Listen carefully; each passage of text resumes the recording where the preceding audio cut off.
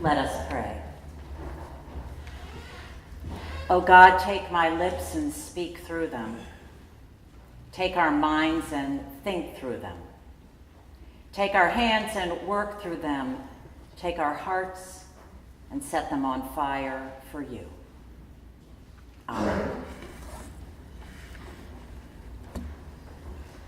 Moses has had it.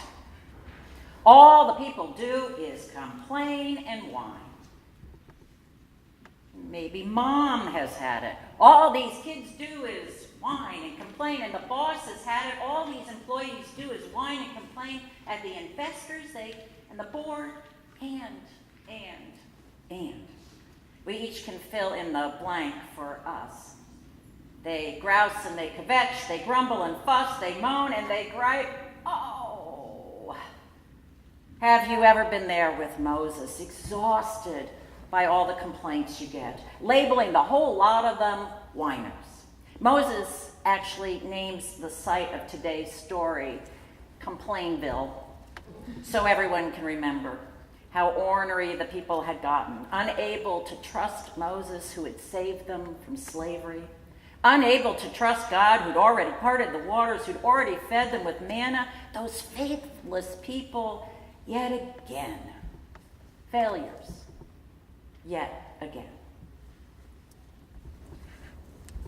That's how the story was explained to me over the years, as if it's a lesson in the need to trust in God, and of course, that is an important lesson. But I wonder, does a part of you wish the story was not named Complainsville, but Water from the Rock? The miracle of a thirsty people finding water in the desert, how God kept hearing the people's cries and kept answering. A lesson on how new life we need may not be found until part of us that's hard and lifeless like a rock is cracked open. Just a tap in the right place on the sandstone, and a whole reservoir of what we need comes gushing out. I began to wonder why the tale we read today is often cast so negatively, Complainsville, at least by some. Because as with so many texts, the very same words we read can be heard in different ways. Now think about it. If the story writers, or later the editors, or later the preachers about it, were people who thought they knew best what others needed, who thought future listeners most needed to be corralled into following God's rules, who wanted to ensure that no one ever questioned them, religious authorities, or complained against them, who thought our biggest sin as people is our failure to bow to authority and to obey, then it would be helpful to spin this story of Water from the Rock as being about the insidious nature of complaints, about the crime of doubt. We'd be told, once you've had one experience of God in your life, that Red Sea kind of experience, once you've learned that God freed the Israelites from Pharaoh, then just don't question God again. Your duty, after learning the basics, is to do as the religious leaders say, including me, and at all costs, never complain, never whine. You'll be just as bad as those awful Jews if you whine. And in that interpretation, in the greatest irony, maybe a tragic irony, a foundational story of God freeing slaves becomes a story eventually laced with anti-Semitic rhetoric, requiring us to buckle under to what today's religious authorities say, today's institutional church. You have to have faith. Just believe. Don't question. Don't complain. Quite a different approach was taken by this church, King's Chapel, when it was reborn about 100 years after its founding. James Freeman, whose bust graces our chancel, was a son of the American Revolution, a 20-something new grad of Harvard's Divinity School, not even ordained, when he was hired by the small cluster of just 12 families who were still worshiping at King's Chapel. Its Tory members had fled during the Revolution. Now the colonists were victorious. It was the 1770s, and the air here in Boston was filled with expectation. In this period of Enlightenment thinking, individuals were increasingly encouraged to use their power of reason, to question old ideas and to test new ones. In Freeman's age, a powerful king could be overthrown, and individuals, at least white, male, property individuals, could choose their own leaders. It may not have gone as far as we are today, but it was a radical departure. Royalty on high no longer dictated, and in this milieu, young James Freeman at King's Chapel dared to preach to his little congregation that individuals here could use their minds to question and test religious ideas too. He convinced the people here that we do not all need to adhere to one religious creed dictated on high by an archbishop. There was not even one single understanding of who Jesus was that had to be believed. Each person at King's Chapel, said Freeman, by carefully studying the Bible stories, by using their God-given reason, by talking with others and searching, could be led by their freedom of conscience to discern who God and Jesus are and how to live. It was such a revolutionary way to live in a revolutionary period, and of course it was immediately declared heretical by all the other ministers in Boston. But the core of Freeman's idea can be found in today's Exodus story. I think so. What do you think? Because rather than interpret the story of a thirsty people in the desert as requiring us to suppress complaints and doubts, maybe the story of the water that flows from the rock can be told instead as one more example where God yet again heard the people's cries, encouraged them to keep crying out to him, and responded, meeting their needs in a wonderful, unimaginable way. Here's the key thing to notice, I think. God never condemns the so-called complaining people. Only Moses does. And apparently Moses is afraid for his own life. They're about to stone me, he says. It isn't God who names the site of this challenge Complainsville or Massa and Meribah. It's Moses. What God does in this story is listen. God first listens to Moses. God listens to the people themselves. God knows that the needs of the people are real, because it is true that without water, any of us will die. So God helps them find the way to what they need. You remember God tells Moses, go to Mount Sinai, also known as Horeb, with some elders as your witness, and I will be standing there in front of you on the rock. Strike the rock, and water will come out of it so the people may drink. And when the rock is struck, water gushes out like an open fire hydrant, and their thirst is quenched. Can't you see the people, astonished and rejoicing, running forward with jugs and mugs to hold the cup that they now can fill up to their child's parched lip?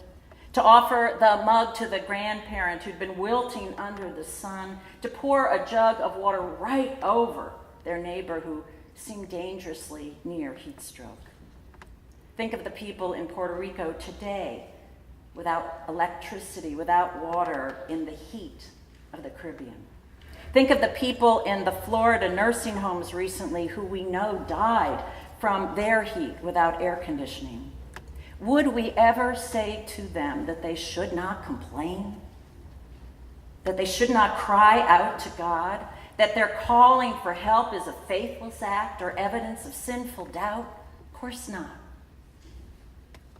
Why then would we condemn the father whose child needs water and cries out to his leader, Moses, and to God? Why could the father cry out to God when he was enslaved by Pharaoh, but after crossing the Red Sea, he now must silently trust while his baby dies of thirst? I can't imagine that with God it's one and done. that we can ask for help only once, and then we just need to suck it up and be silent. The people of God always may cry unto their God for what they need. We call it prayer. And dear ones, if there is evidence of sin in this story, I don't think it's in the cries for help, but in those hardened places that might not crack open. Maybe in we who hear the cries from Puerto Rico, but don't act as God's hands to relieve their suffering. We're still hard, still not broken open by their suffering. We know today that the rock from which the water flowed in that Exodus story likely was sandstone that is found in that region, which when it is cracked open, even with a stick, can reveal caverns of water, ground springs hidden within them. Might our treasury be able to be cracked open as well to reveal the resources necessary to keep alive the people of Puerto Rico?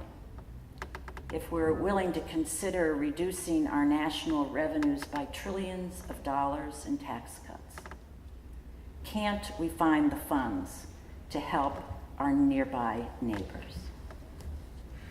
What in my life needs to be cracked open? What in yours? Something that seems firm and unmoving and lifeless, but that could be cracked open so the deepest thirsts and needs of others are met. While those in authority like Moses might find the cries from the people unnerving, I think God encourages it. God hears and God wants to answer. That's something worth trusting. This week, our church lost a beloved member, Charles Perry. Charles had been suffering with a rare lung disease that increasingly choked off his air supply. On Tuesday night, his oxygen supply became insufficient, and he had a heart attack. Our service for Charles will take place on the Saturday of Thanksgiving weekend. But yesterday, his family gathered to be together in our little chapel to try to understand this sudden loss, and together to name the qualities that made Charles so important to so many of us.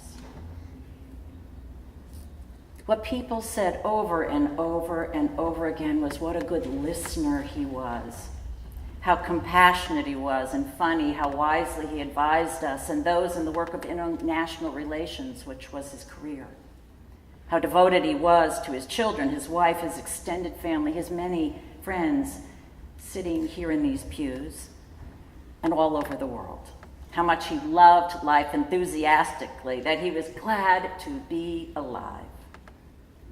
And they also said this, that every day, every single day, he prayed the Lord's Prayer. Every day he prayed asking God for what he needed. But more, every day he prayed asking God for what we needed, you and I. Because Charles was a member of our prayer circle, the confidential group here who will hold you and any others you bring to us in prayer. They pray every day, name by name, for healing and wholeness of many different kinds. Charles honored people always, by letting them express their needs, by listening with care, and then by doing what he could to help. In this fall season, when as a church we are trying to live into our identity as people of prayer, of our prayer book, and of deepening our own lives of prayer during the week, I want to try to learn from our dear Charles. Maybe you do too. And I want to learn from today's Exodus story about water springing from the rock.